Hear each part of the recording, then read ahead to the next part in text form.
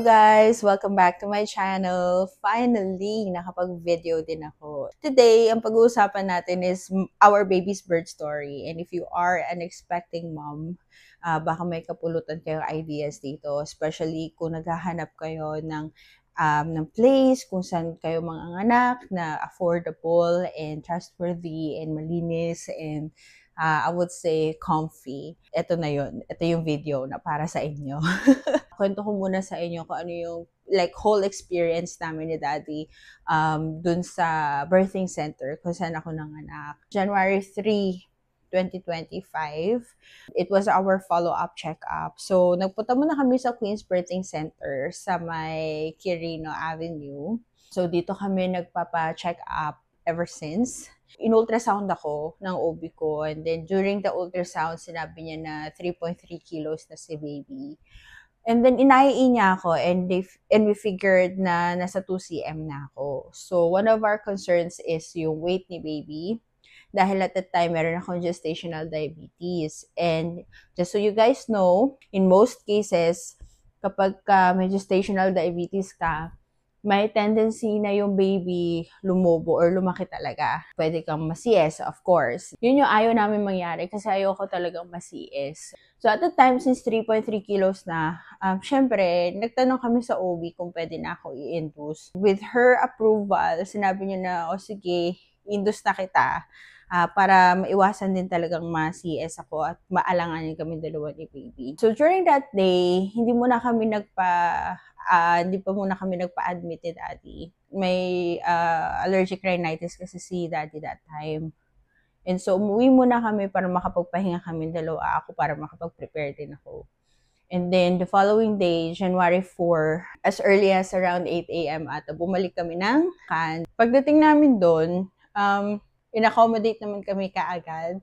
And actually, I was so impressed with the place kasi ang linis, tahimik, magaganda yung rooms nila. I was able to check the ward also kasi yung ward, isa rin sa mga kino-consider namin that time. Pero bigla ako kasi naisip na baka mamaya makagambala ako ng ibang, alam mo yun, ibang buntis na mga anak. And so, nag-opt na lang kami for a private room. Pero maganda rin yung ward nila. There are 3 beds in the ward. Maluwang maluwang-luwang din naman. But expect that walang extra bed for your company. And also sa private room is the same. Dumiretso na kami sa private room. Pagdating ko doon, nag-non-stress test kami. And the non-stress test is to check kung meron akong mga contractions, mild contractions, ganyan. After that one, nag-swab test din kami. So, during the swab test, nag-negative ako, but si Daddy nag-positive. Dahil nga dun sa rhinitis niya at that time. As long as may sakit ka, talaga magpa-positive ka sa test na yun. At the time kasi, protocol ng clinic, hindi mag-accept or mag-admit ng someone na may COVID, of course, para protektahan yung staff nila, yung ibang mga pasyente, and nurses, and everyone. So, at the time, uwi muna kami. And then, binigyan kami ng recommendation ni doktora na magpa-RT-PCR si Daddy. Now, the problem is, nung pumunta kami doon, ng January 4, nasa 3 cm na ako. And so, iniisip ko lang, yung RT-PCR daw kasi normally, nagtitake ng mga 3 days to get the result. And so, iniisip namin, baka hindi umabot or baka hindi kayanin ni baby maghintay ng ganun katagal. So, yun yung mga worries namin kasi sino kasama ko mga anak. Nung umuwi kami, naghanap kami ng hospital kung saan pwede ipagawa ni Daddy yung procedure na yun. And luckily, nakahanap naman kami. Nakuha namin yung result within 24 hours lang. Yung isang hospital na tinanungan namin was around 6,500. And then, etong kusa namin siya ginawa was just around 4,000 lang. It was worth it. It was worth it kasi nakuha namin agad and, you know, natapos agad yung problema namin. So, of course, nung nakuha namin yung result the following day, January 5th, it was negative. And so, tumakbo na kami agad sa Queen's Birthing Center in Bulacan. So, at that time, hindi na namin kailangan mag-swab ulit. After that one, ayun, sinaksakan na ako ng IV. And then, meron na rin silang binigay sa akin na Primrose. Yung Primrose, guys, is like a capsule or like a gel kind of tablet na ini-insert sa vagina. So, that is for the cervix to fully soften. And then, apart from that one, meron din silang sinaksak sa IV ko, pampahilab. Ang pinaka-ayoko lang dun sa mga procedures na yun is yung IE talaga. Kasi sobrang sakit. As in, especially yung pinaka-last time na, well, hindi pa yung pinaka-last time, but that was the last IE before I delivered baby. Talaga sobrang sakit nun, guys. As in, umiyak talaga ako. Tapos nanginginig yung buong katawan ko after nung IE. And then during that time, nung ina-IE nga ako ni Doktora, nasa 8 cm na kasi ako nun. Tapos, habang ina-IE niya ako, pumutok na yung panubigan ko. So, nagulat na lang kami lahat. Kasi, actually, dapat ang gagawin ni Doktora nun is i-force na niya na putukin yung panubigan ko. Kasi nga, nasa 8 cm na ako eh. But yun na nga, pumutok na siya ng kusa. So, that's the cue na malapit na si baby. In-advise na lang niya kami na kapag ka-feeling ko parang napupupo na ako or medyo mabigat na down there, magsabi na ako kasi para mailipat nila ako sa delivery room. Share ko muna sa inyo yung itsura ng place. Okay, the private room was really great. Sobrang linis ng CR nila. And then, meron silang maliit na counter kung saan nyo pwedeng, parang coffee table, but not parang hindi pala coffee table, but like coffee counter. Pero, pwede mo ilagay yung mga gamit mo doon. And then, may bench din doon kung saan pwedeng maupo yung kung sino man kasama nyo. And then, of course, one bed for you and one bed for the baby. And ano pa ba masasabi ko? Mukha siyang maliit na hotel or motel. Parang gano'n. Basta, hindi siya mukhang hospital, hindi siya mukhang clinic. Hindi ganun yung vibe niya. So, kapag ka nagle-labor ka, hindi mo masyadong dama yung pressure, yung tense, kind of feeling. Kumbaga, para ka lang talagang nagre-relax somewhere else na wala ka sa bahay, ganun. And worth it din naman for the price that we paid. Above all the places na pinagtanungan namin, this is the most affordable. And the best part about this one is kasama nyo yung husband ninyo during the delivery. And ito talaga yung pina-prioritize ko at the time, kaya pinili ko si Queens. And lahat naman na expectations ko na meet nila. So, if you are looking for an affordable birthing center, kung saan nyo gusto mga anak, accessible, malapit lang.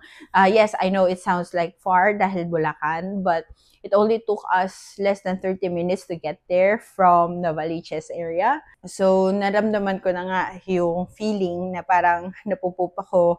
This is already January 6th. So, nilipat na ako ng delivery room. Pagdating ng delivery room, so IE ulit, check lang kung andyan na ba yung ulo or anything like that. But honestly, ako dahil dun sa pain na nararamdaman ko, wala na akong maisip. Alam nyo guys, akala ko talaga hindi ko kakayanin. Parang siguro dun ko na-realize na, oh shish, parang sobrang tagal na pala na panahon since nung last panganganak ko. Alam nyo yun? So parang, ngayon ko naramdaman, ngayon ko damang-dama talaga yung pain. Nandun na yung kaba sa akin. And I think time by time, tinatanong ko na si doktor, kaya ko pa ba? Kasi parang nafe-feel ko na wala na akong hininga or parang wala na akong mahagilap na air. Kahit na tinatry ko mag-inhale na sobrang lalim. Wala na pumapasok na hangin dun sa katawan ko. And then just all of a sudden, I think that was like third to the last push. Narinig ko si daddy na sabi niya, andyan na, nakita ko na yung ulo.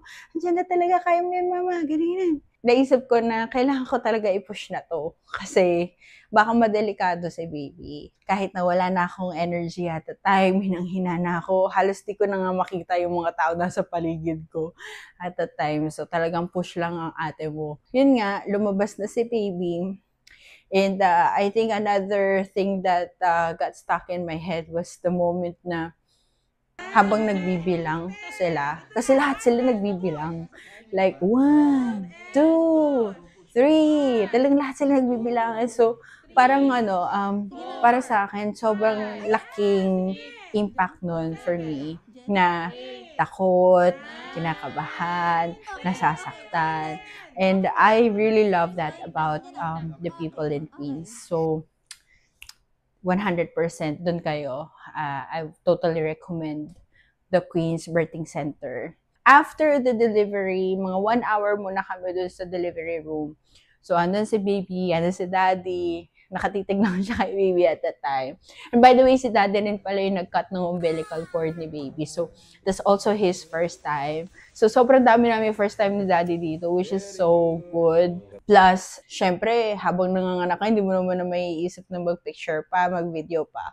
But, they did that for us. If you can, I really can't imagine na makukuhanan pa namin ng video footage yung panganganak namin. I was only expecting as much as yung kasama ko lang si daddy during the delivery. But after that, yun, sinendin sa akin ni doktora yung footage habang nanganganak ako and habang nagkakat ng umbilical cord si baby, si daddy. Sobrang gandang experience siya for me. Very memorable. Nung nakabalik na kami ng private room, kasama na namin agad si baby at that time. So, January 7 naman, kinabukasan. Nag-process na kami ng mga kailangan i-process. Kasi apart from the delivery, kasama dun sa babayaran ninyo is yung newborn screening.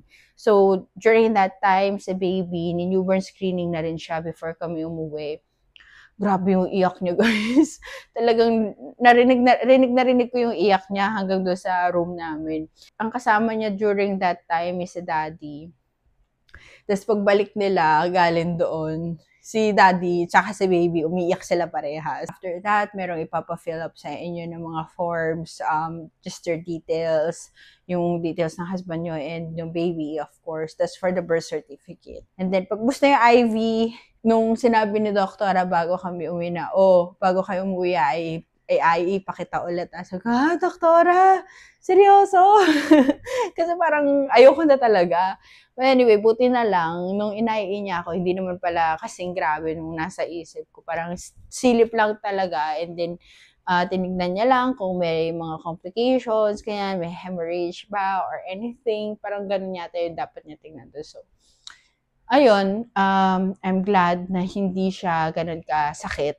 Kasi may tahi din ako. Actually, na-stitch yung down there. Dahil sa sobrang laki ni baby. Yung lumabas pala siya is 3.4 na siya. So, imagine just 1 day difference.